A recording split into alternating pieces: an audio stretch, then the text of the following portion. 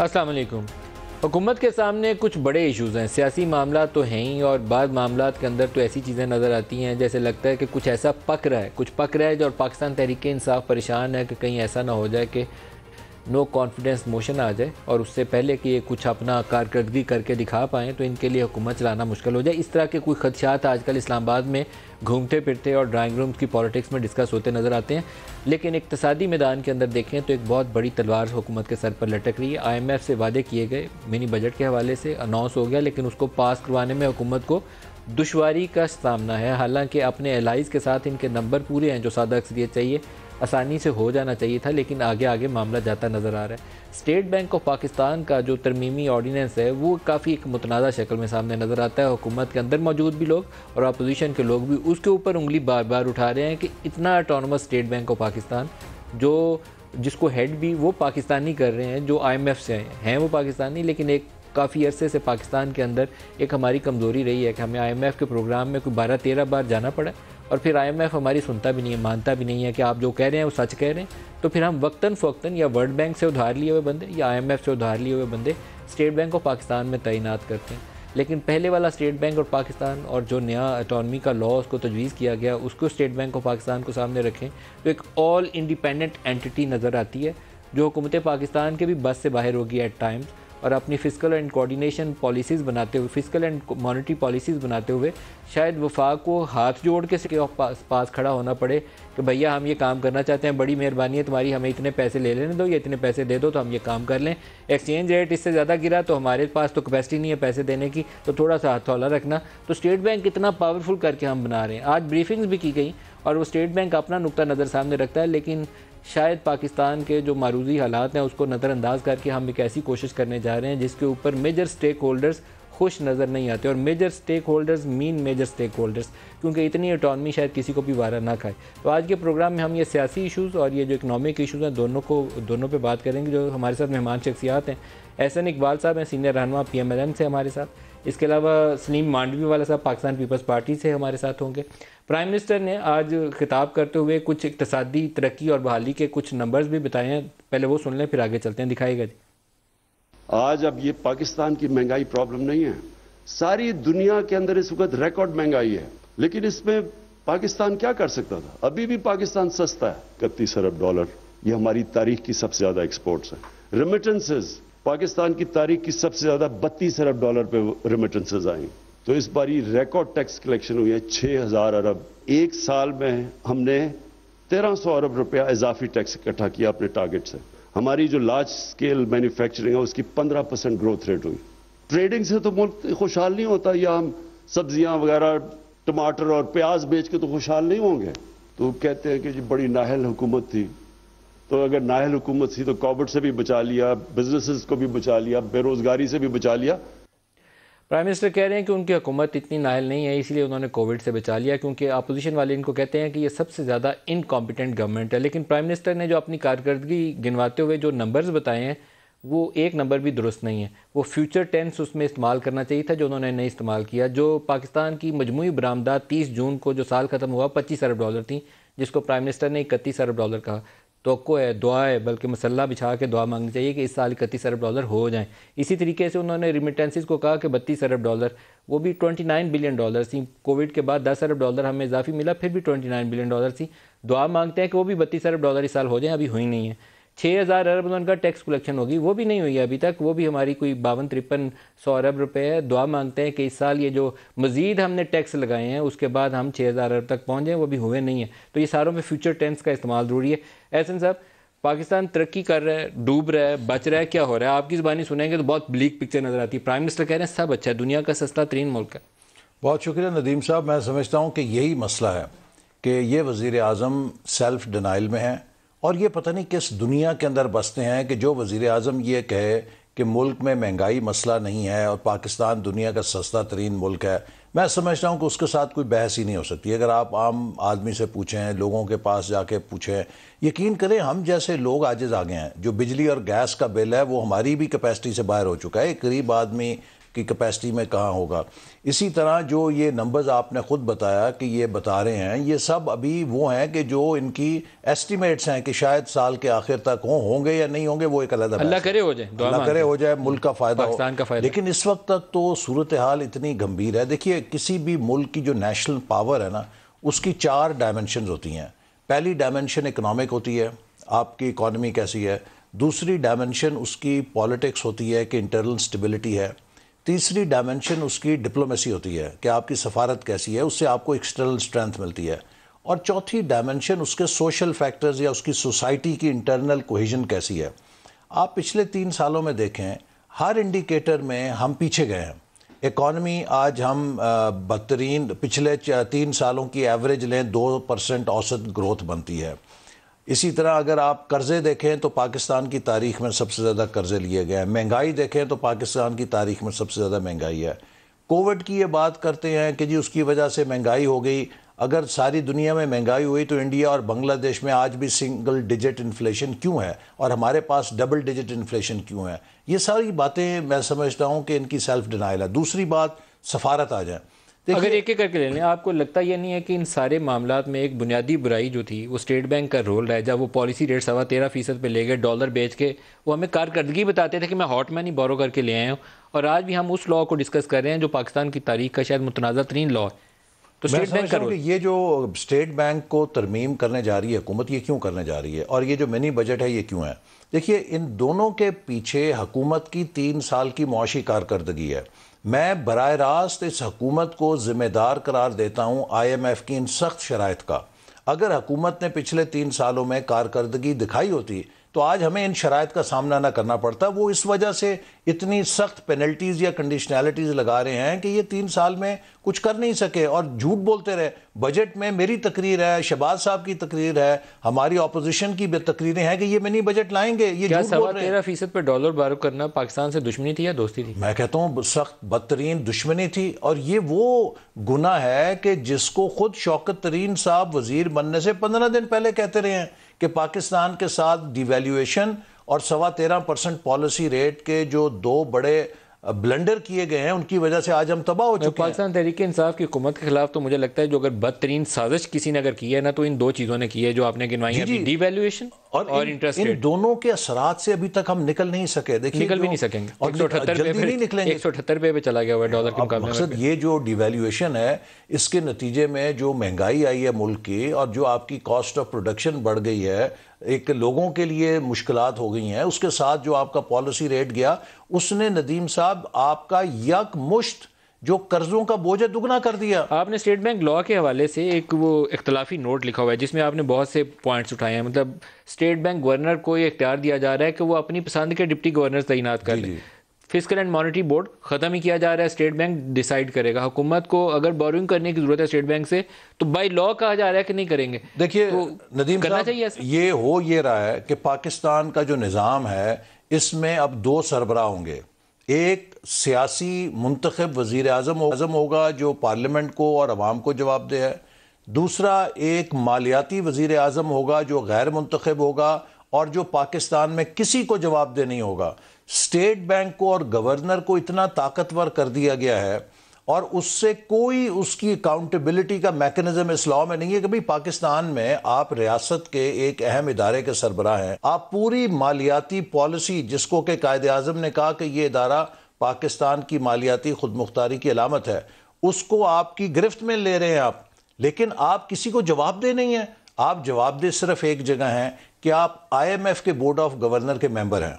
तो लिहाजा जो गवर्नर स्टेट बैंक है वो IMF को तो जवाबदेह होगा, पाकिस्तान में किसी को जवाबदेह नहीं होगा। ये मैं समझता हूं कि एक इतनी बड़ी ज़रब है जो पाकिस्तान की मालियाती खुदमुख्तारी पे ये हुकूमत लगाने जा रही है। मेरी अपील है तमाम हुकूमत की हलीफ जमातों से, MQM से, काफ लीग से, GDA से और PTI के MNA से कि जिसने भी इस कानून को वोट दिया वो तारीख में मीर सादिक, मीर जाफर के नाम से याद रखा जाएगा। मीर सादिक और मीर जाफर ये इतना बदतरीन पाकिस्तान के मुस्तकबिल को गिरवी रखने का कानून है और इसके अंदर जो कबातें हैं, जो इसकी मुश्किलात हैं, उससे आने वाली हुकूमतों के पैर हाथ जकड़े जाएंगे, रियासत जकड़ी जाएगी। अगर ऐसा कर लिया पीटीआई ने और कल को आपकी या किसी और की हुकूमत आती है तो क्या इसको रोल बैक करेंगे? जी बिल्कुल, मेरा ख्याल है कि इसके अंदर दोबारा नजर सानी हम उन्हीं एतराज़ात की सूरत में करेंगे जो आज हम रिकॉर्ड में लेकर आ रहे हैं।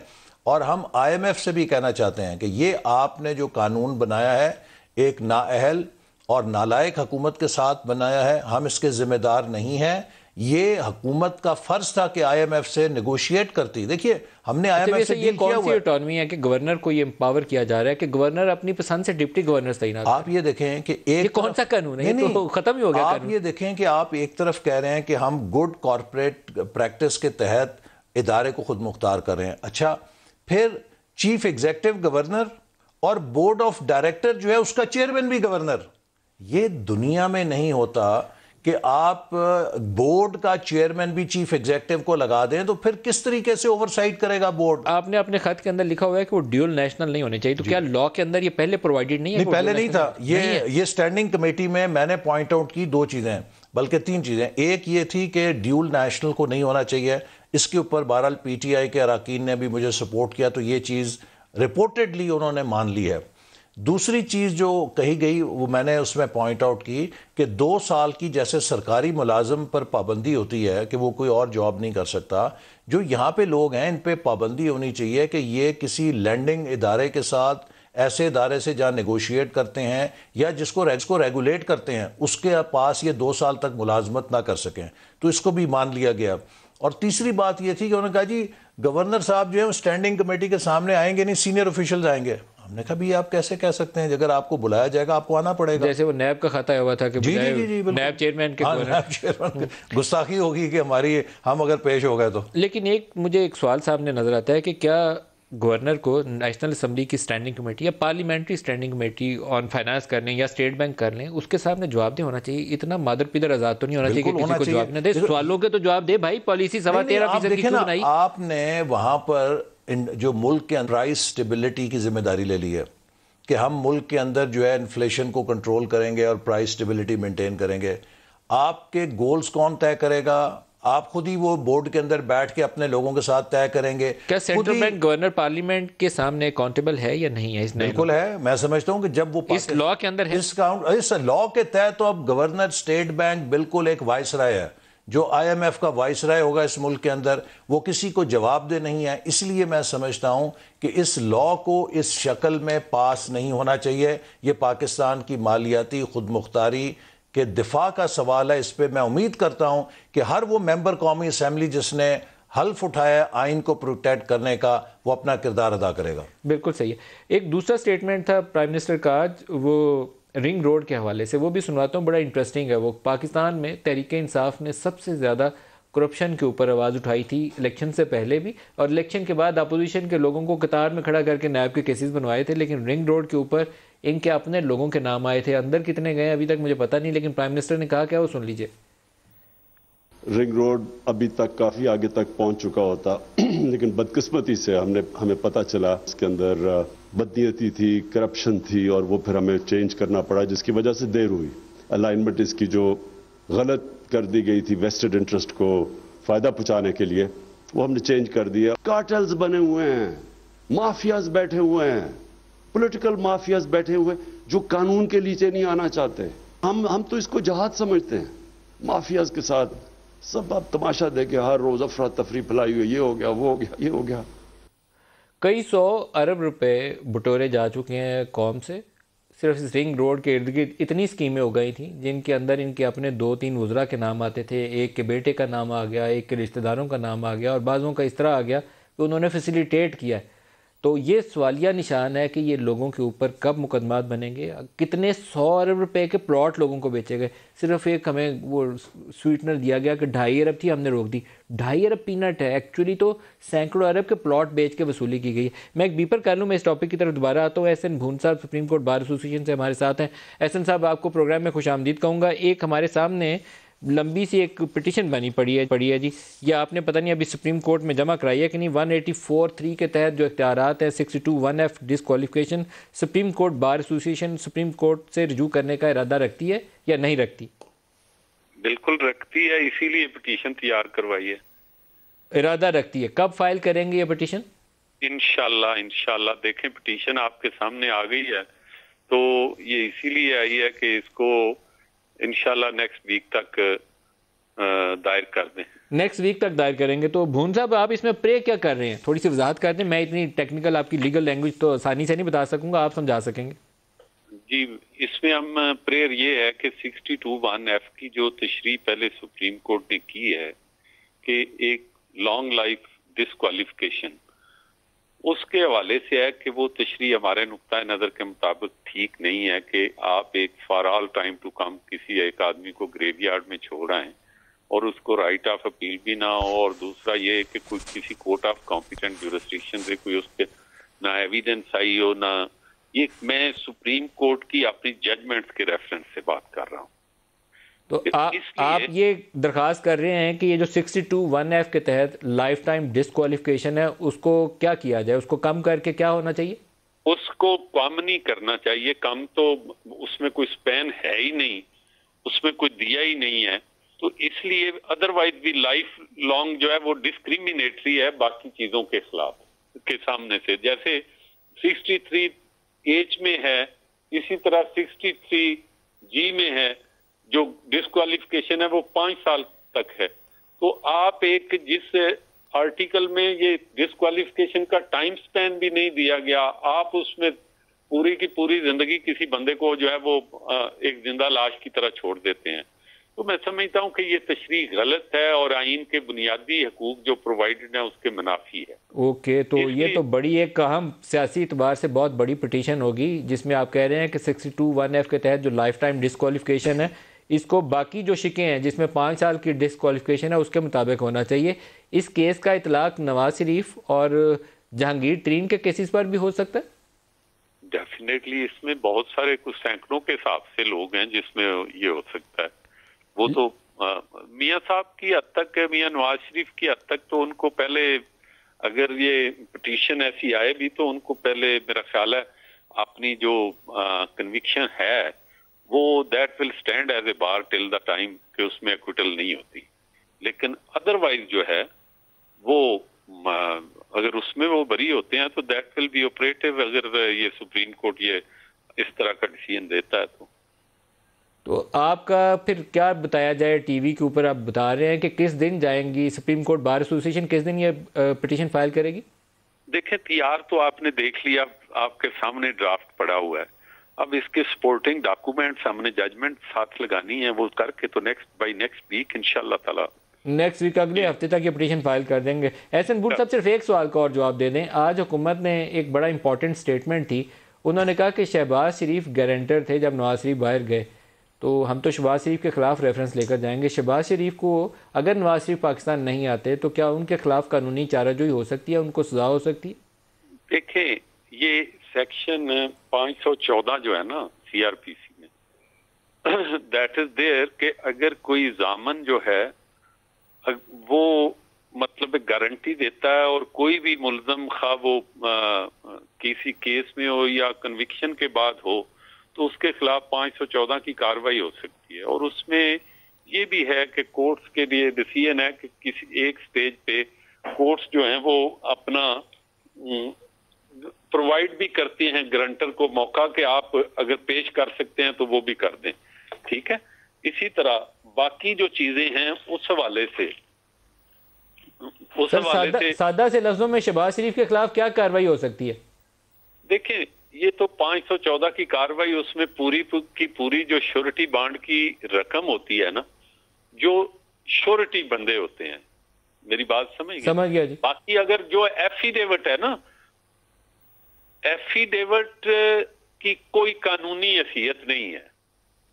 एफिडेविट क्या आप कह रहे हैं? कोई कानूनी हैसियत है ही नहीं है। जो शहबाज शरीफ ने एफिडेविट दिया है उसके ऊपर कुछ नहीं हो सकता। वजह के आप, मैं आज एफिडेविट दे दूं, मैं एफिडेविट दे दूं कि ये मुल्क के 10 कैदी जो हैं इनको बाहर भेज दिया जाए, मैं इंशाल्लाह ये जब ठीक होंगे आ जाएंगे, तो उसमें तो एक लॉन्ग लाइफ आपने एक लीज दे दी, बड़ा एम्बिगुअस सी बात है।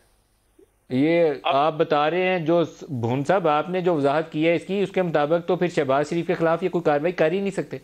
मैं ये कर रहा हूं कि जो जामन है ना, जामन जो श्योरिटी, जो श्योरिटी जिन्होंने दी कि हम ये देखें, अदालत जब किसी को रिलीज करती है श्योरिटी स्टैंड करते हैं और साथ बेल बांड लेते हैं, ठीक है, और इसीलिए उन बेल बांड की अगर मुल्जम कोई एब्सकांड करता है, नहीं आता, कोर्ट के वादे आर्डर के बावजूद नहीं आता, बाद में तलब करती है, तो कोर्ट जो है 514 के तहत उसको नोटिस इशू करती है, भाई आपको ये नोटिस इशू किया है इसलिए कि आप क्यों ना आपका बेल बांड जो है वो फोरफीट कर लिया जाए। बिल्कुल सही है। एहसन भून साहब, तो आपकी बात की वजाहत होगी, बहुत शुक्रिया आप हमारे साथ रहे। इकबाल साहब, ये बड़ी खबरें बता रहे थे। मैं आपसे अर्ज करूँ, इसकी वजाहत करूँ। देखिए, जहाँ तक मुझे याद है, हाई कोर्ट ने जो फैसला दिया और जो इन्होंने एफिडेविट दिया वो ये है कि जब नवाज शरीफ साहब का इलाज मुकम्मल होगा, जब उनके मुआलजीन उन्हें सर्टिफिकेट देंगे कि अब ये सेहतमंद हैं, ये वापस जा सकते हैं, तो शहबाज शरीफ साहब ने गारंटी दी कि ये वापस आएंगे। और साथ ही उस फैसले में हाई कोर्ट ने एक मैकेनिज्म तय किया कि अगर हुकूमत को किसी वक्त ये शुबा हो कि वो अपने क़याम का गलत फ़ायदा उठा रहे हैं और गैर ज़रूरी तौर पे तूल दे रहे हैं, तो पाकिस्तानी हाई कमीशन के ज़रिए वो नवाज़ शरीफ साहब के मुआलजीन से रब्ता कायम करके तस्दीक कर सकते हैं कि क्या इन्हें इलाज के लिए रुकने की ज़रूरत है अब, या ये गैर ज़रूरी तौर पर मुकीम है। आज तक हुकूमत ने नवाज शरीफ साहब के मुआलजीन से ये तस्दीक नहीं की। और दूसरी बात यह है कि शहबाज शरीफ साहब तब गुनाहगार होंगे, या अखलाकी तौर पे या कानूनी तौर पे, जब उनको नवाज शरीफ साहब को उनके मुआलजीन सर्टिफिकेट दे दें कि now you are fit to go, और वो ना आए तो फिर वो गुनाहगार हैं। तो ये एक हाई कोर्ट में, जो मैंने उस वक्त मुझे याद है फैसला देखा था, उसमें ये बात तय की गई थी कि नवाज शरीफ साहब का जब इलाज मुकम्मल होगा तो वो वापस आ जाएंगे। सर, वो तब वापस आएंगे जब यहाँ इलेक्शन का सीन होगा, उससे पहले नहीं आएंगे। इलाज या ना इलाज वो सेकंड सानवी हैसियत है, अभी सियासी एतबार से आपके मौसम जो मर्जी कहें, लेकिन उनका फैसला उनके मुआलजीन ने करना है। और अदालत ने इस हद तक उन्हें रियायत दी है कि जब उनके डॉक्टर्स ये तस्दीक कर देंगे कि ये अब वापस जा सकते हैं, तो उसके बाद अगर नहीं आएंगे फिर शहबाज शरीफ साहब को आप सवाल पूछ सकते हैं। क्या नून लीग पर उम्मीद है कि कोई ऐसा मामला हो रहा है कि कोई डिस्क्वालिफिकेशन के लिए, नो कॉन्फिडेंस के लिए कौमी असम्बली में कोई मूव हो सके? देखिए, मैं समझता हूँ नदीम साहब, ये मुस्लिम लीग नून के पर उम्मीद होने की बात नहीं है। जो मैं शुरू में आपको बात कर रहा था ना, किसी भी हुकूमत या हुक्मरान के लिए 4 डायमेंशंस पे रेलेवेंट होना ज़रूरी है, किसी एक पे ही कम अज़ कम हो, इकॉनमी, पॉलिटिक्स, सोसाइटी या डिप्लोमेसी। आज चारों पे ये हुकूमत और इमरान न्याजी साहब इररेलेवेंट हो चुके हैं, बल्कि पार्ट ऑफ प्रॉब्लम बन गए हैं। ये पॉलिटिक्स को मुसलसल पोलराइजेशन की तरफ धकेल रहे हैं। क्या आप नो कॉन्फिडेंस लाने के हवाले से देखते हैं कि आने वाले महीने 2 महीने कुछ ग्राउंड्स प्रोवाइड कर सकते हैं? देखिए, मैं समझता हूँ कि जिस तेज़ी के साथ अवामी दबाव पैदा हो रहा है और PTI के अरकान असम्बली उस दबाव को फील कर रहे हैं, जिनका थोड़ा सा लॉन्ग टर्म पर्सपेक्टिव है, मैं इस बात को मुस्तरद नहीं कर सकता कि PTI के अंदर से एक माकूल तादाद जो है वो इस बात के लिए तैयार होगी कि हम इस हुकूमत को बदलें, ताकि अपना मुस्तकबिल का, जो हमारा सियासी मुस्तकबिल है, उसको हम महफूज करें। जैसा कि कोयटा में हुआ, बलूचिस्तान में खुद हुक्मरान इत्तेहाद का एक चंक निकला। आदम इत्मीनान के इम्कान को मुस्तरद नहीं कर रहे? जी, मैं बिल्कुल उसको मुस्तरद नहीं करता। वो एक आईनी और जमहूरी तरीका है। अगर हमारे रियासती इदारे गैर जानिबदार हों और हुकूमत के इत्तेहाद के अंदर से लोग निकल आएँ तो ये हुकूमत जा सकती है। बहुत सी क्या सराई कह लें या सियासी हलकों की खबर कह लें, वो पहले कहा जाता था कि नवाज शरीफ की तरफ से या नून लीग की तरफ से एक प्री कंडीशन है, कि शर्त है कि हुकूमत की बदली नए इलेक्शन पर मुंतज होनी चाहिए। अभी एडवांस उसकी खबर यह है कि जो भी हुकूमत बदलेगी नो कॉन्फिडेंस के नतीजे में, वो 90 दिन के अंदर इंतखाबात की तरफ लेकर जाएगी। नहीं, ये बात तो इट्स अ न्यू डेवलपमेंट नहीं, ये तो हमेशा से PDM का मौक़िफ़ रहा है। जब हमारी PDM का चार्टर बना था, जिसमें नो कॉन्फिडेंस को हमने एक ऑप्शन के तौर पे रखा था, वो यही था कि अगर नो कॉन्फिडेंस होगा, उसके ज़रिए हुकूमत तब्दील होगी, तो 90 दिनों के अंदर वो नए इलेक्शन कराएगी। That no confidence will be a means for a new election. क्योंकि हम समझते हैं कि अब नए इलेक्शन के अलावा हल नहीं है। 1.5 साल में कोई भी हुकूमत इन मसाइल को टैकल नहीं कर सकती। तो इसका मतलब है कि फरवरी और मार्च सियासी एतबार से बड़े गर्म महीने हो सकते हैं। देखिए, मौसम बहार है, अल्लाह करे कि पाकिस्तान के सियासत में भी नए फूल खिलें और बाहर आए। इस घुटन से और इस खजां से तो पाकिस्तान का हर बंदा तंग आ चुका है। अगर इन हाउस चेंज आती है तो नून लीग की तरफ से कौन उम्मीदवार होगा? एहसन इकबाल होंगे, नहीं, शहबाज शरीफ अगर होंगे? अगर अगर नो शाहिद कॉन्फिडेंस खाकान आती होंगे? है और उसका मकसद ये है कि हम नए इलेक्शन में जाएं, तो मेरा नहीं ख्याल कि मुस्लिम लीग नून उसमें वजारत उज़्मा के लिए ज़्यादा दिलचस्पी रखेगी। हमें कोई एक ऐसा कंसेंसस बंदा चाहिए होगा जो 2-3 महीने के अंदर नए इलेक्शन कराए और इंटरम सा एक निज़ाम चलाए। तो कंसेंसस के लिए क्या पीपल्स पार्टी अगर अपना नाम देती है तो उस पर आप मुतमईन होंगे? ये तो फिर देखिए, उस वक्त अगर ऐसी कोई सूरत होती है तो तमाम अपोजिशन की जमातें मिलकर फैसला करेंगी। बिलाशुबा इसमें जो मेजर चंक है, सबसे बड़े स्टेक होल्डर मुस्लिम लीग नून है, उसकी क़यादत फैसला करेगी। लेकिन अभी ये मेरा ख्याल है कबल वक्त है। हम मुख्तलिफ ऑप्शंस पे काम कर रहे हैं, लॉन्ग मार्च पे भी कर रहे हैं, अवामी दबाव पे भी कर रहे हैं, तहरीक अदम एतमाद पे भी कर रहे हैं। देखिए मुझे यहाँ यकीन है, दो यहाँ चर्चे हैं शहर के अंदर, आप उसके ऊपर रोशनी डालेंगे तो समझने वालों को है क्या सही है। अभी तक ज़मीन पे कुछ नहीं है, क्योंकि अभी तक पीटीआई की अक्सरियत है, सादा अक्सरियत। जब तक उनका कोई लाई साथ ना छोड़ जाए या उनकी अपने अंदर से टूटना हो जाए, जो दोनों काम नहीं हुए। एक कहा जाता है कि नून लीग से हो सकता है शहबाज शरीफ, शाहिद खाकान या एहसन इकबाल भी हो सकता है आ जाए नवे रोज़ के लिए, या कहा जाता है कि पीपल्स पार्टी अपना बंदा दे देगी, वो सामने आ जाएंगे और वो नवे रोज़ के अंदर इलेक्शन कराने के पाबंद होंगे। दोनों में से क्या बात ज़्यादा दुरुस्त है? नहीं, मैं समझता हूं कि अगर 90 दिन के लिए लाना होगा तो फिर कोई भी किसी मेजर पार्टी के बजाय कोई एक थर्ड पर्सन जो कि गैर मुतनाज़ा हो, सबके लिए काबिल कबूल, लाइक कोई भी हो सकता है। Name anyone. मैं तो ये आई वुड इवन गो कि बलूचिस्तान से ले आए किसी को, उनको एक अच्छा एहसास होगा, एक अच्छा मैसेज जाएगा, या anyone. I mean it is premature to say right now. लेकिन मेरा ये ख्याल है कि अब वक्त आ गया है, अगर हमने पाकिस्तान को इकनॉमिक मेल्टडाउन से बचाना है, अगर हमने पाकिस्तान को इस हैमरेज से बचाना है, तो फौरी तौर पे एक नया इलेक्शन करके एक ऐसी हुकूमत आए कि जो मुल्क को यकजा करे। देखिए, इमरान साहब अब ने साबित कर दिया कि he is a polarising figure. ये हर रोज़ पोलराइजेशन बढ़ा रहे हैं, जिससे मुल्क का हर निज़ाम जो है इतने तनाव में आ गया है कि किसी किस्म की इस्लाह आप नहीं कर सकते इसमें। आपके इस्टेब्लिशमेंट से ताल्लुकात कैसे हैं, एहसन इकबाल के भी और PMLN के भी? PMLN, देखिए मैंने तो हमेशा ये कहा है और हम सब ये कहते हैं कि हम ना किसी के दुश्मन हैं, ना हम किसी के दोस्त हैं। हम चाहते हैं कि हर इदारा अपने दायरे के अंदर काम करे, और अगर ये मुल्क को हमने इस गर्दाब से निकालना है तो कोई एक इदारा, कोई एक जमात, कोई एक लीडर तनहा इस मुल्क को आगे लेकर नहीं चल सकता। और इसीलिए मेरा ख्याल है कि मुस्लिम लीग नून ने साबित किया है 2013 और 18 के दरमियान हम अपने मुखालफों को भी साथ लेकर चले। हमने इस्टेब्लिशमेंट के साथ भी मिलके बड़ी बड़ी जंगें, रद्दुल फसाद और ऑपरेशन अज़्म जैसे ऑपरेशन कामयाबी से उनके मकासद हासिल किए। तो मुस्लिम लीग नून इस वक्त वाहिद पार्टी है जिसके पास इकनॉमिक टीम है, जिसके पास मुल्क को चलाने का तजुर्बा है, और वो सबको लेकर चल सकती है जैसे उसने पहले साबित किया। देखिए, मौजूदा इस्टेब्लिशमेंट की फिगर्स के ऊपर माजी में जो आपके जलसे जुलूस से उसमें नाम भी सामने आते रहे। अभी कुछ अरसे से तब्दीली आई है, खामोशी है नामों के एतबार से। वर्किंग रिलेशनशिप कायम कर सकते?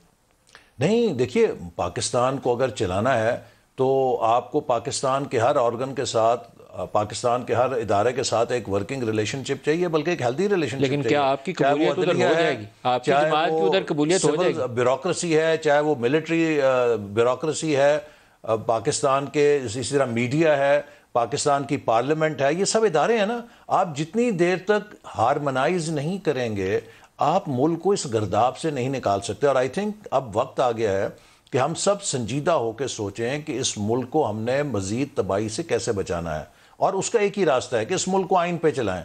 आइन को हर कोई फॉलो करे तो ना कोई झगड़ा होगा, ना कोई कॉन्फ्लिक्ट होगा, और एक इंटरनल हारमनी होगी। आपकी कबूलियत उधर हो जाएगी उन नामों को लेने के बाद जलसे जुलूसों में? तो क्या आप लोगों की कबूलियत उधर हो जाएगी दोबारा?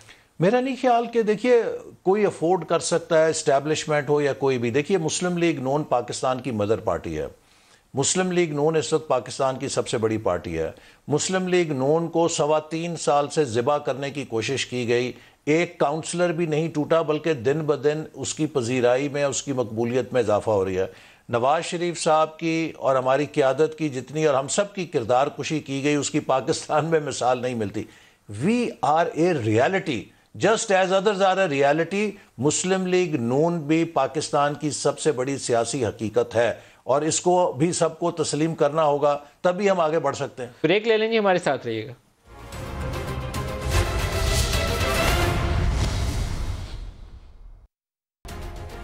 प्रोग्राम में दोबारा खुशामदीद कहते हैं। इस्लामाबाद हाई कोर्ट ने ये मुख्तलिफ़ जगहों के ऊपर, जैसे नेशनल पार्क का एरिया है, वहाँ पर अगर किसी ने कोई जगह ली है या नेवी ने एक वो यहाँ क्लब बनाया हुआ था, उसके ऊपर ऑर्डर जारी किए। बहुत अच्छे शानदार ऑर्डर्स हैं। अदालत का यही काम है कि जहाँ कानून की और आइन की बालादस्ती करनी है, जम के ताकत के साथ उस ऑर्डर को दें और उसको मनवाएं भी।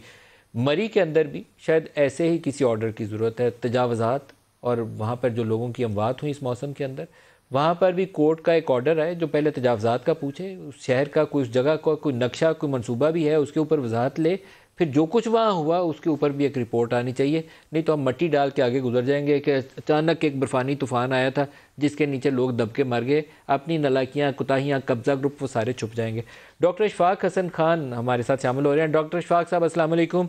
आज बड़ी लंबी चौड़ी ब्रीफिंग थी जी। वो ये जो फाइनेंस बिल है और मुजवजा, और इसके अलावा स्टेट बैंक तरमीमी ऑर्डिनेंस, उसके ऊपर स्टेट बैंक के लॉ के ऊपर आपकी क्या राय है? पहले उसके ऊपर ही राय दे दें। देखिए, जो लॉ हफीज शेख साहब ने कैबिनेट से पास करवाया था, उसमें और इस लॉ में बहुत ज्यादा फर्क पड़ गया।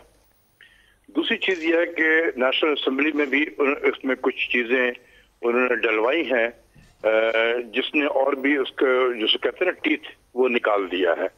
मिसाल के तौर पे एक ये था कि गवर्नर और डिप्टी गवर्नर और उसके तमाम स्टाफ जो हैं मौजूदा और इवन जो माजी में थे, अगर उन्होंने कोई गलत काम किया तो सबको एक परमानेंट एनआरओ था, और यह है कि आइंदा उनको कोई हाथ नहीं डालेगा। ये खत्म कर दिया गया है। उनकी अकाउंटेबिलिटी बिल्कुल इसी तरीके से होगी जैसे एक आम लोगों की होती है। इसी तरीके से डिप्टी गवर्नर की तैनाती कौन करेगा सर? अब ये मिनिस्ट्री ऑफ फाइनेंस से ही रिकमेंडेशन जाती है। नहीं सर, जो नया लॉ है उसके मुताबिक स्टेट बैंक गवर्नर प्रपोज करेंगे, मिनिस्ट्री ऑफ फाइनेंस की रिकमेंडेशन होती है। नहीं सर, जो प्रपोज लॉ है डॉक्टर इशफाक साहब, उसके मुताबिक डिप्टी गवर्नर्स की तैनाती के लिए स्टेट बैंक गवर्नर नाम तजवीज़ करेंगे और उसमें से एक नाम लगाया जाएगा। हाँ, नाम तजवीज़ करेंगे ना, लेकिन तजवीज़ किसको करेंगे? मिनिस्ट्री ऑफ फाइनेंस को करेंगे। मिनिस्ट्री ऑफ फाइनेंस समरी भेजेगी प्राइम मिनिस्टर को, प्राइम मिनिस्टर से जो समरी जाती है प्रेसिडेंट को, तो प्रेसिडेंट जो है वो बस तो क्या ये मुनासिब तरीका है कि गवर्नर खुद से नाम तजवीज़ करें कि इसको डिप्टी गवर्नर लगा दें, कि या फाइनेंस मिनिस्टर को या गवर्नमेंट को? वैसे पहले भी था, ये मिनिस्ट्री ऑफ फाइनेंस के साथ मिलके ही किया जाता था ये काम। सर, मिलके करने का कॉन्सेप्ट नहीं है ये समरी किसको मूव करनी चाहिए? फेडरल गवर्नमेंट को समरी मूव करनी चाहिए या गवर्नर स्टेट बैंक को करनी चाहिए? हाँ, लेकिन कोई फर्क तो नहीं पड़ेगा ना। मतलब नहीं पड़ेगा कि अगर आपको अगर फाइनेंस सेक्रेटरी लगा दिया जाए या फाइनेंस मिनिस्टर लगा दिया जाए तो आपको इख्तियार दिया जाए कि अपने नीचे 3 सेक्रेटरी लगा लें, तो वो आपका इख्तियार होगा। लेकिन वो अगर किसी और को दे दिया जाए तो किसी और का इख्तियार होगा। तो वफाक के पास इख्तियार होना चाहिए या सेंट्रल बैंक के पास? अल्टीमेटली फैसला तो गवर्नमेंट ऑफ पाकिस्तान का ही होगा ना, कि किसको लगाना है, किसको नहीं लगाना है। और इसी तरीके से जो फिस्कल एंड कोऑर्डिनेशन बोर्ड है उसको खत्म कर दिया गया, उसके मतलब क्या राय है? बोर्ड जो अपॉइंट करना था वो उसमें अमेंडमेंट में ये था कि स्टेट बैंक खुद अपना बोर्ड नॉमिनेट करेगा, वो खत्म कर दिया गया। गवर्नमेंट जो है 8 मेंबर ऑफ द बोर्ड जो है वो गवर्नमेंट की मिनिस्ट्री ऑफ फाइनेंस करेगी इसको। दूसरी चीज ये कि डुअल नेशनलिटी वगैरह का भी इसमें डाल दिया गया है कि वो नहीं हो सकता है governor deputy governor. Fiscal and coordination board, sir fiscal and coordination board का खात्मा।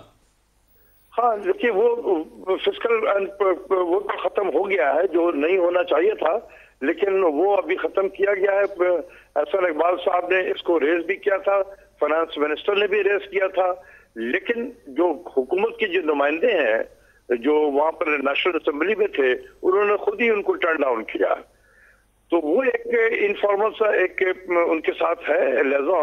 दूसरी चीज ये है कि ये जो गवर्नर है, I don't think this governor will get an extension. तो वो फिर जो भी पाकिस्तानी लगेगा तो वो ताल्लुकात ठीक रहेंगे, चलता रहेगा। डॉक्टर इशफाक साहब, मैं यहाँ आपको रोकूंगा माजरत के साथ, लेकिन आपने बड़ा ये काबिल इतराज लफ्ज बोला है कि ये गवर्नर साहब तो कंटिन्यू नहीं करेंगे, जो भी पाकिस्तानी यहाँ लगेगा। बाकी Raza is also a Pakistani national. ठीक है, उन्होंने क्लेम तो किया है कि वो पाकिस्तानी नेशनल है, लेकिन जिस तरीके से उन्होंने इस मईशत को बर्बाद किया है, तो मुझे तो कोई लगता नहीं है कि कोई वाकई सच्चा पाकिस्तानी ये काम कर सकता है। आपके ख्याल में बर्बाद करने के लिए उन्होंने क्या किया है? कोई 2-3 इकदाम बता दें। आप 50 मरतबा अपने प्रोग्राम में करते रहे, हफीज पाशा साहब को बुलाते रहे। सबसे पहले कि उन्होंने एक्सचेंज रेट को कहां से कहां पहुंचाया, फिर इंटरेस्ट रेट को कहां से कहां पहुंचाया। इन दो आइटम ने $40 बिलियन का कॉस्ट फेज 1 में पाकिस्तान पे डाला। हेलो जी जी, आप कंटिन्यू करिए, आपकी आवाज आ रही है।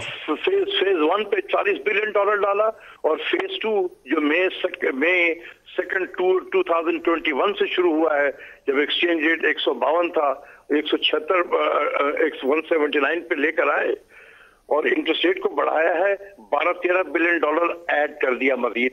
तो आप बताएं कि अभी तो IMF का प्रोग्राम 6 बिलियन का IMF का प्रोग्राम 52 to 53 बिलियन डॉलर का हिट तो इस मुल्क को लग चुका है। आप कहते हैं कि ये जो मौजूदा गवर्नर साहब की दो पॉलिसीज थी, डिवैल्यूएशन की और इंटरेस्ट रेट की, इसकी वजह से पाकिस्तान की इकोनॉमी के ऊपर $52 अरब, $52 बिलियन का इजाफी बोझ डाल चुका है। बहुत ज्यादा इजाफी क्या कह रहे हैं कि तबाही फिर गई है। ये महंगाई का जो तूफान चला हुआ है, किसकी वजह से चला है? इंटरनेशनल मार्केट में चीजों की कीमतें जरूर बढ़ी हैं, लेकिन ओवर एंड अबव, जिसे कहते हैं ना सोने पे सुहागा, ये स्टेट बैंक की डिवैल्यूएशन थी। अगर मैं आपसे डॉक्टर साहब एक लास्ट सवाल पूछ लूं कि अगर 3.5 साल की जो तहरीक इंसाफ की हुकूमत है, इसमें से ये देखना हो कि वो कौन से ऐसे वजीर थे या मशीर थे जिन्होंने इमरान खान की हुकूमत को बहुत ज़्यादा या पाकिस्तान को नुकसान पहुँचाया हो, तो आपके ख्याल में वो फिर बाकर रजा से फहरिस्त शुरू होगी? बाकर रजा और हाफिज शेख। बाकर रजा और हाफिज शेख। बाकर रजा और हाफिज शेख। बहुत शुक्रिया डॉक्टर इशफाक हसन खान, आप हमारे साथ रहे। कुछ आपके मेरे ख्याल में राय मिलती जुलती है। डॉक्टर इशफाक ने भी ज़्यादा मुख्तलिफ बातें नहीं की, उन्होंने दो बड़ी बुनियादी बीमारियां जो थी, डिवैल्यूशन और इंटरेस्ट रेट। किसी भी नदीम इकोनॉमिस्ट से पूछेंगे ना जिसकी कोई थोड़ी बहुत भी स्टैंडिंग होगी, वो ये दो चीज़ों का नाम लेगा। और ये बगैर सोचे समझे इन्होंने मुल्क को डिवैल्यूएशन में धकेल दिया और एक्सचेंज अपना इंटरेस्ट रेट जो है तकरीबन दुगना कर दिया, जिससे हमारे मुल्क की मईशत पे कर्ज़ों का इतना बोझ पड़ गया है कि जो अब नाकाबिले बर्दाश्त है। और उसी की वजह से जो करंट एक्सपेंडिचर है बहुत बढ़ गया। अब ये रेवेन्यू चूंकि इकॉनमी ग्रो नहीं कर रही, इनसे टैक्स कलेक्शन नहीं हो रही थी, तो उस करंट एक्सपेंडिचर का या जो कर्ज़ों का बोझ है उसे ऑफसेट करने के लिए इनके लिए मजबूरी है कि ये नए टैक्स लगाएं। ये जो मिनी बजट है, आप देखिए ना कि 15% से आपने उठा के 17% एक तो अक्रॉस द बोर्ड लगा दिया। वो चीज़ें जिनको हर हुकूमत ने अपने दौर में या ज़ीरो रेट रखा GST पे, या 5% या 8% या 12% के कम से कम बोझ अवाम पे रहे, आपने सबको उठा के 17% पे ले गए। अब ये जो 350 अरब की टैक्सेशन है, इसका आपकी मईशत पे असर होगा ना, डिमांड कम होगी, लोगों का कारोबार सुकड़ेगा। आज मुझे एक मल्टीनेशनल ने कहा कि जी हम परेशान हैं कि हम अपने पीछे बोर्ड को कैसे बताएं कि यहाँ पे हर रोज़ ही ड्यूटी स्ट्रक्चर बदल जाता है, हमारे प्रॉफिट सारे तब्दील हो जाएंगे, क्योंकि उनकी जब ड्यूटियाँ बढ़ेंगी उनकी कॉस्ट बढ़ेगी, उनकी प्रॉफिटेबिलिटी पे असर पड़ेगा। तो इस तरह आपकी फॉरेन इन्वेस्टमेंट तबाह होगी, आम आदमी के ऊपर बोझ पड़ेगा, मईशत पे इसका बुरा असर पड़ेगा। लेकिन क्यों? क्योंकि हुकूमत कारकर्दगी नहीं दिखा रही। अब स्टेट जो IMF है वो तो एक बैंकर है ना, उसने तो अपनी रिकवरी लेनी है। वो रिकवरी लेने के लिए आपको सख्त से सख्त शराइत इसलिए दे रहा है कि यहाँ पे नालायक बैठे हुए हैं। ऊपर से इंपोर्ट $40 अरब की 6 माह में कर चुके हैं। अगर इसको रोका ना गया तो हमारे पास 30 जून में एक बहुत बड़ा क्राइसिस बैलेंस ऑफ पेमेंट का सर के ऊपर मुंडला रहा है, जिससे हम बच नहीं पाएंगे। आसिफ जरदारी साहब ने आज एक बड़ा खतरनाक सा बयान दिया जी, वो भी दिखाइए। तो समझते हैं इन हाउस तब्दीली आपको नजर आ रही है इंशाल्लाह। और क्या पीपल्स पार्टी दोबारा PDM का हिस्सा बनने जा रही है? मुझे नहीं पता बेटा, मैं नहीं समझता हूँ कैसा हो। मुलाकातें जारी हैं सर। बिलावल साहब 27 को निकल रहे हैं, मौलाना 23 मार्च को। क्या समझते हैं हुकूमत 23 मार्च तक रहेगी? मैं तो चाहता हूँ कि हुकूमत पहले दिन चली जाए। मैंने तो पहले दिन कहा था कि ये नामाकूल है, इनसे हुकूमत नहीं चलाई जाएगी। और अब तो तारीख ने प्रूव कर दिया है, वक्त ने प्रूव कर दिया। मौलाना के मार्च तक हुकूमत खैर की नजर आ रही है आपको? हाँ, मार्च तो मौलाना साहब पहले भी करते रहे। एहसन साहब, यहाँ सुनने में ये जो गॉसिप चलती है ना सियासी, उसमें ये चल रहा है कि आसिफ जरदारी साहब अपनी मुलाकातें कर रहे हैं कि अगर ये चेंज आती है तो उसमें पीपल्स पार्टी बेनिफिशियरी हो जाए फॉर द टाइम बिंग, चाहे जितना भी वो मुख्तसर अरसा है। इसके ऊपर आप दोनों की आपस में मुकाबला चलेगा? नहीं, देखिए कोई ऐसा मुकाबला इस वक्त नहीं है। अभी आपने देखा कि 2 बाई इलेक्शन हुए, लाहौर में हुआ, खानेवाल में हुआ, जहाँ पर बहुत उन्होंने कोशिश की कि किसी तरीके से उनको इन रोड्स मिल जाए पंजाब ये की तो आप सियासत के ग्राउंड अंदर। रियलिटीज़ की बात कर रहे हैं, वो जो हमारे बैकरूम पॉलिटिक्स चलती है ना, वो पीछे बैठ देखिए के ना, बैक रूम पॉलिटिक्स का नतीजा तो आज हम काट रहे हैं ना। 2018 में भी एक बैक रूम पॉलिटिक्स का निज़ाम, मसनूई निज़ाम मुसल्लत किया गया, उसका आज क्या नतीजा है? नो कॉन्फिडेंस के नतीजे में जो भी कैंडिडेट सामने आया वो अभी इसी रास्ते से आएगा। जी, तो इसीलिए मैं समझता हूँ, देखिए अब ये जो बाकी मानदा 1.25 साल की टर्म है ना, अगर इसे कोई कबूल करेगा तो इमरान खान के हिस्से के जितने जूते हैं उनको हार बना के वो अपने गले में डाल लेगा। अच्छा, मतलब ये बड़े सख्त अल्फाज हैं। नहीं, मैं इसलिए अगर अभी नो कॉन्फिडेंस के नतीजे में कोई 1.25 साल गुजारता है तो वो जूतों का हार उसके गले में उसके गले में पड़ेगा, इमरान खान के सारे गुनाह अपने सिर ले लेगा। इसलिए अब जो मुल्क जहां पर आ गया है, 2 से 3 साल से पहले हल नहीं है इस बहरान को ठीक करने का। ये तभी मुमकिन है कि कोई फ्रेश मैंडेट के साथ आए, उसके सामने 5 साल की टर्म हो, वो मेहनत करे, दिन रात मेहनत करे, तब जाके 2 से 3 साल में मुल्क दोबारा अपने पैरों पे खड़ा होगा। तो साल 1.25 साल में तो स्टेटस को होगा, स्टेटस को के अंदर तो आप मजीद धंस जाएंगे। तो इसलिए ये ऑप्शन ही नहीं है कि आप साल 1.25 साल के लिए किसी को ले आए, वो शायद मुल्क जादू से ठीक कर देगा, ऐसा कोई चांस नहीं है। एक ही हल है कि फौरी तौर पे जल्द अज जल्द, कल से पहले आज नया इलेक्शन हो, अवाम की नुमाइंदा हुकूमत हो, वो 5 साल मुकम्मल करे और वो मुल्क के अंदर लोगों को जोड़े, वो एक इंक्लूसिव गवर्नेंस करे, कोलैबोरेटिव गवर्नेंस करे, इदारों के साथ भी मिलकर चले, सियासी कुव्वतों के साथ भी मिलकर चले, ताकि हम एक कॉमन एजेंडे के ऊपर इस मुल्क को आगे लेके जाएं। ये बड़ा जो हाईलाइट किया ना, अदारों के साथ मिलकर चले। पाकिस्तान की जो सियासत है उसके अंदर कुछ रियलिटीज़ हैं, उसमें मार्शल लॉ भी हमारी एक माजी का हिस्सा है। तो मिल के चलना बगैर लड़ाई के, वो जो हेड ऑन कोलिजन की तरफ हम ले आते हैं, वो दानिशमंदी है। सियासत के अंदर हमें सीखना चाहिए कि हम उस टकराव से बच जाएं। ये आपने पॉइंट आउट किया है, बट आई होप कि हम इससे लर्न भी करें। नहीं, देखिए अब कभी उनको दावत भी ना दें, लेकिन वो जो होता है ना सीधा हेड ऑन कोलिजन, उसकी तरफ भी ना जाए। उसका देखिए रास्ता क्या है। माजी में ट्वीटों के मैच देखे थे सर, मैं पाकिस्तान में बड़ा कुछ डूबते देखा है, इसकी बड़ी तकलीफ है। वो ट्वीटों के मैच से हमें बचना चाहिए, कुछ अकल आनी चाहिए हमें। सबको सबक सीखना चाहिए, सियासतदानों को भी अब सबक सीखना चाहिए, इदारों को भी सबक सीखना चाहिए, मीडिया को भी देखना चाहिए कि माजी में उससे क्या गलतियां हुई। ये मुल्क के फ्यूचर का सवाल है। देखिए, वी आर एक यंग पॉपुलेशन के साथ एक ऐसा मुल्क है जिसमें 2/3 आबादी यंग है। हमारी आबादी ओवर स्पीड से बढ़ रही है, हमारी इकॉनमी अंडर स्पीड पे चली गई है। सर, कुछ ग्राउंड रियलिटीज आप देखें ऐसी हो चुकी हैं। सऊदी अरब हमारा मुश्किल घड़ी में काम आने वाला मुल्क था। अभी जो उन्होंने हमें ये पैसे $3 अरब दिए हैं, वो हम ना लेते तो ज़्यादा अच्छा था। उसके साथ जो स्ट्रिंजेंट कंडीशनलिटीज़ हैं, इतने जूते कभी IMF ने भी हमारे जितने हमने उनसे खा लिए। नदीम साहब, मैं ये तो कह रहा हूँ ना, चाइना हमसे परे खड़ा यूं करके कि CPEC के ऊपर इन्होंने अमेरिका की बात सुन ली, IMF की सुन ली, हमारी नहीं सुनी। वो बड़े परेशान पे आप फारिग, सफारत के ऊपर आप फारिग, ना चीन आपको पता है साथ है, ना अमेरिका के फ़ोन के लिए हम मिन्नतें कर रहे हैं, खलीजी ममालिक से हम कमर्शियल लैंडिंग कर रहे हैं। कश्मीर में इंडिया कत्ले आम कर रहा है, उसका कोई रास्ता नहीं रोक पा रहा, हमारी कोई आवाज़ नहीं कश्मीर के ऊपर आज।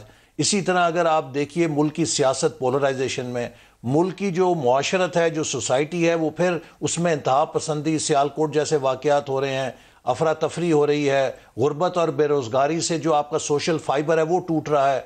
तो ये हुकूमत पार्ट ऑफ द प्रॉब्लम चुकी है।